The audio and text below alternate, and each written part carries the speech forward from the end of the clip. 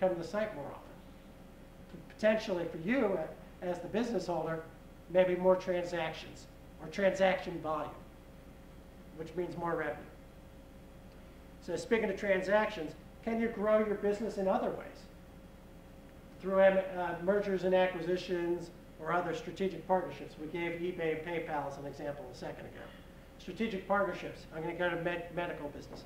I have a startup mobile CT imaging business that is about to commercialize, and on the front end of coming up with the technology, and even prior to even having a prototype, we had a very large medical imaging company that thought what we were doing would be an incredible strategic fit for what they're doing, and we sold them without diluting ourselves in terms of equity, distribution, exclusive distribution rights to that technology for 7 figures, even before we had a prototype.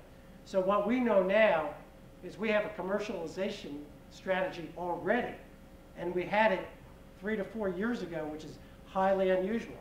So think about who might you be attractive for, or who might you want to have under your umbrella to drive more business. So there are lots of ways to skin a cat. If something isn't working, right, that's a general takeaway. What are we learning, and how can we create something positive from this knowledge? Because if you're not asking, you're not learning, and if you're not learning, you can't be, I don't think you can be winning. So, enough of my questions. I'm open for business to hear yours. Thank you, guys.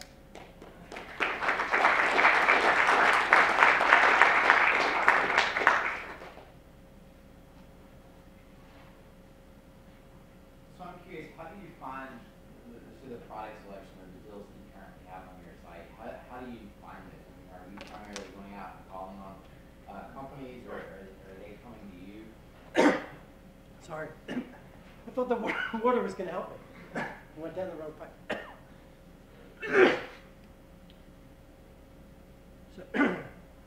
So at flash purchase, deal curation can happen in 2 different ways.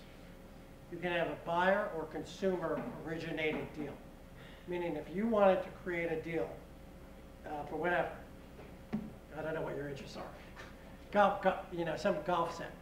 You could create that deal. It would take you 30 to 60 seconds to create it. You could then share it to your networks. Anyone who's signed up, their category of interest is in golf. Whenever they sign in, there's a dashboard, and it's got a deal feed and a watch list after you take action, and join deals list. So even people you don't know who are in that category of interest see it on the deal feed. They can take one of several actions. They can just hit delete, basically a trash can icon. It's off the deal feed. You can leave it on, do nothing. You can hit the eyeball, which is the watch the deal, or join it. And everyone else can share it to their networks. There's a share button on every deal. So that's how, so people who are aware of it, so when we brand, they're aware of that capability. You can either join deals that were curated by other consumers or create your own deal. Now, sellers can also create deals. And their deal creation is slightly different. They can create what we call tiered deals, in which they vary price depending on participation level. And we give them 3 tiers. And first tier doesn't have to start with 1 participant. It can, but for each tier, the price goes down. So the more people participating and you getting your friends in, better deal you're going to have. And the vendor has already created that deal to their economic specifications. We haven't imposed anything. We're just a third-party platform, technology platform. So in terms of your real question, because I don't want to avoid that, is we've reached out as best a small team can to talk with merchants, vendors, sellers, to create these tiered deals to have populate the site. And we're doing the same thing behind the scenes on the golf. Who have been your richest verticals within the... It's too early. So the site launched in great time, and given the Christmas holidays, December 15th as a beta. Okay. So golf is probably good. There's watch. Watch guy really likes it.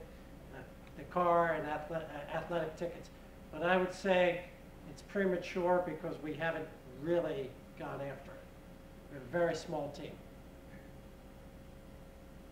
Did I answer? Yeah, Others? About process, about flash purchase, about MedTech Catalyst, about being in corporate America for 5 years, transitioning over to entrepreneurship, the value of master's education. I have an MBA from 25 years ago, an MHA, if you don't know what that is Master of Health Administration at another ACC school that's located in the TRIA. Let's leave it at that. I guess it's not really related to flash first, but Okay. in terms of just like getting your MBA, do you think that was more of something that like helped you when you're like business, like you as a business like person, or do you think it was more something that like you felt was a requirement to like get to another level within a company? That's a great question. So, you know, it's hard to think about it in retrospect, really, because it's I don't want to date myself, but it's probably almost 30 years ago. It's 27 years ago for the MBA. MHA was about 10 years ago. All right. So anyway, I think the MBA certainly helps in terms, if you look at it for your own self-development first versus getting to the next level in a company first. We're going to take your question in 2 steps. I think the MBA helps you become, arms you with tools to help you become a better problem solver. That's not to say that you wouldn't do perfectly well and flourish without an MBA. Now your second question. For me personally first, and then maybe I can hopefully answer it in a more current way. I was the first person hired in Pfizer Consumer Healthcare Products Division, really out of school with no experience. I did a 1.5 years in retail, had nothing to do with pharmaceutical or over-the-counter products. But I was a marketing focus at NYU. So the top 10 business school with marketing, and there's no way I could have jumped into packaged goods marketing, which I think is an unbelievably great training ground because you're in charge of a P&L at a very young age. When I left Pfizer, I was 29 and I was running the second largest business in the consumer products division in Bengay. So I was in charge of a business of about $35 million. And the MBA and those skills, plus learning from my mentor at Pfizer, equipped me to deal with that. So your question is a good one. You may be more current than I am in terms of today and what that credential means. I always think it's valuable to show sort of another credential, you know, whether that's perception or reality. It shows that you had learned skills and gone through the environment over 2 years. And if you can get into a top 10 place, I'm not sure I'd recommend it. You know, maybe I'm just a snooty, arrogant guy, but I think you get more value if you go to a top 10 and you're looked upon more favorably, whether you're more qualified than the guy who doesn't go to the top 10 or not. You know, I think that's unfortunately the reality. I think it's the other thing that, depending on the sort of campus, less at NYU, quite honestly, but maybe at some others, is the networking with your fellow students who may be very successful, whose parents might be great, who might have great friends, and networking is essential, I think, in growing business. You know, I use LinkedIn. I'm probably, in my generation, one of the most active, if not the most active people I know. I have 6,500 contacts on LinkedIn. I've been able to create a lot of business opportunities from it, raise a lot of capital from it, fire myself from some of these medical portfolio companies and recruit CEOs for as my replacement for those companies via LinkedIn. So it's a long-winded answer. I'm trying to give you more content than probably you bargained for. That's fine. But yeah, I mean, yeah, I just think it, like, you see it like now, I feel like a lot of it, but I can be totally wrong. It's like, a lot of it seems to be like a credibility thing. It's like, the person you're working for, you know, I don't know, just feel like it's, as you like go through the ranks of the company, I don't know, just the way it's kind of presented. Yeah. It seems like the MBA is kind of, or just a master's degree or a grad degree in general. Yeah. To be kind of like more of a requirement than maybe, that's not to like diminish the, like, you know, the academic learning that goes on, but I don't know, that balance is kind of interesting. Yeah, So it's very interesting, and I think I probably have a different perspective. I sort of poo-poo it a lot. I apologize to Stern. I think you're a great school. And UNC's MHA, I apologize to that too. I think, and hopefully, really through the content I'm supplying here, I've always had the feeling that business is overthought sometimes, and is really about common sense and being intuitive and asking the right questions and being personable, having good interpersonal skills, being a good communicator, written, oral skills. You know, I do worry about your generation, which I tell my son and daughter, who are your age, that your communication can be clipped given texting and things like that, abbreviations. Be careful, especially when you're communicating with people in a different generation. Be really thoughtful in how you communicate, because speaking of perception, that perception will be reality. If you don't show that you're being thoughtful, you're going to do yourself a disservice. Maybe not get hired, maybe not move a project to the pace you want, maybe not get the kind of reviews you want to get promoted or get the raise you want. Be very, very thoughtful about how you communicate. Don't overthink it though. Don't overanalyze things. We have, you know, I have all these questions, but at the end of the day, you have to move business forward, don't you? And you can't just suffer from, you know, paralysis by analysis.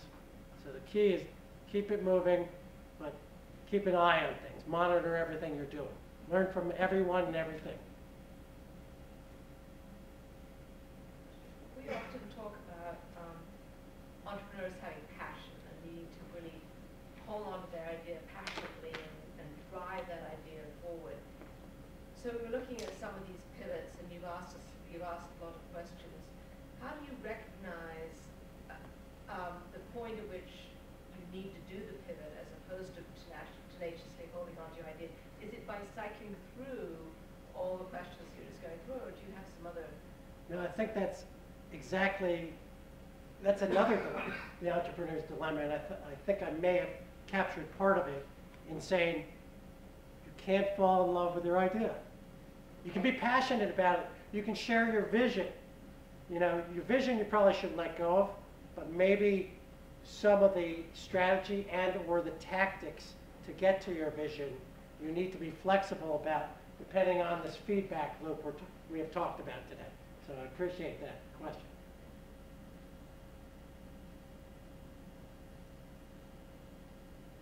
Kind of related to that, I mean, you talked about having a report card or a scorecard kind of to track your progress in terms of both feedback and internal. I'm curious if you're willing to share, like, what metrics are on your radar screen? What things are important to you right now at this stage in terms of validating that concept and potentially looking out for those pivots? I mean, we had, you know, you gave a lot of great examples of companies that started out with something very different. And I'm thinking, you know, as you're talking about that, you know, what pivots might be in your future? I mean, how can you take some of this feedback and from the marketplace and transfer that into or improved business model? Okay, that's great. So you know, we've done some of it by just putting the functionality out there, and then going.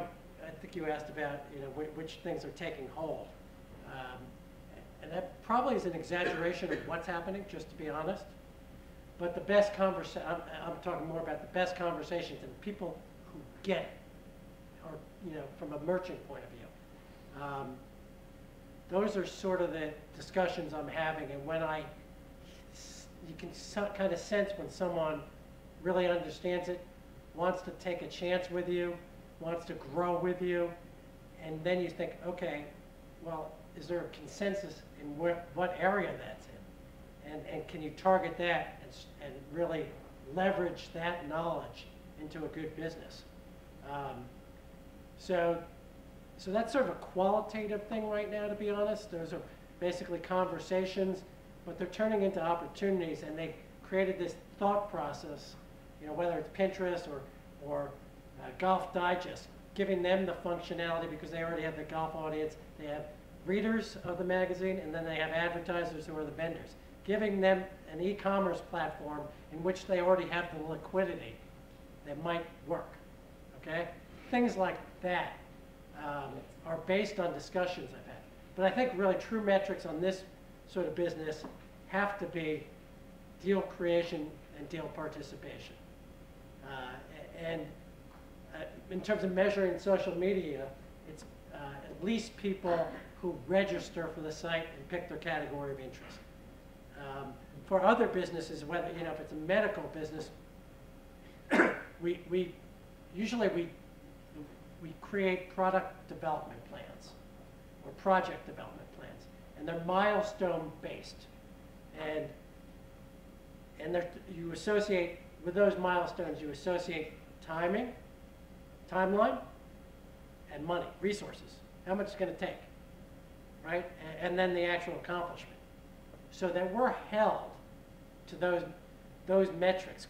I call them milestones on the medical side instead of metrics, but it could be working prototype, you know, over some time period for so much money.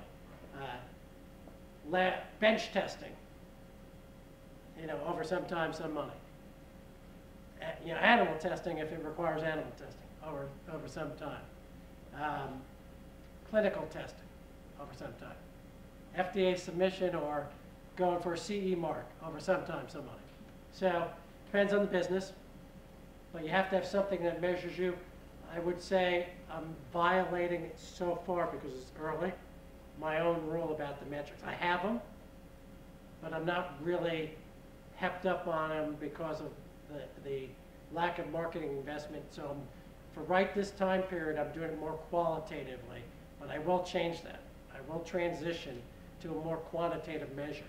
But you have to hear from the market and learn from the market to set the metrics properly, and also to target the product market fit better. So I think I'm a little early, but it's a great question. I'm just intrigued with Professor Black's question and some of your comments in terms of when do you know is the right time to pivot. And I think in the case of flash purchase, getting back to your whole question on the entrepreneur's dilemma, that's a big issue because Yeah. if you're measuring deal creation and deal participation, but you need capital in order to prove that, then it's hard to kind Right. of figure out in the absence of capital when Exactly right. So we have some other discussions going on with big strategic partners potentially, but that's why I'm trying to make it like a smaller universe almost, and do these what I'll call pilots or use cases, where it doesn't have to be a huge transaction. We just need to show that we can do transactions on the platform, because if you do, at least on a small scale, that means that consumers are finding value because they participated in that small transaction,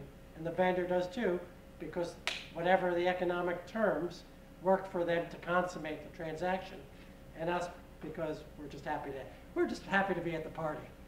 So if we, you know, really I'm trying to get 10 to 20 of those on a micro basis as proof that if we had more money, we could extend the kind of platform.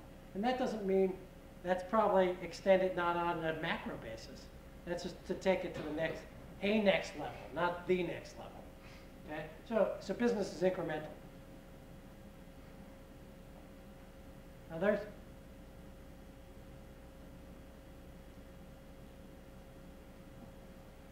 Well, Mike, thank you very, very much. Thank you guys.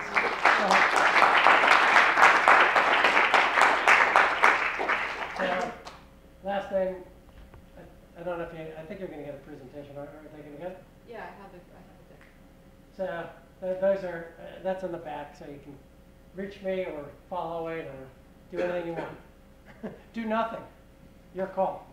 I do on occasion, sorry, I'm going to do a little career. Commercial, you gotta do a commercial. Yeah, it's fun, it's like commercial. I do, on occasion, look for interns. So if you're interested, drop me an email, drop me your resume, tell me why you're interested, what you're interested in, and then we could begin a dialogue. I also, I have a personal Twitter, but it's not up there. So you can probably look for that under, I think, M. Sinsheimer or M. Shins. Okay? Thank you, guys.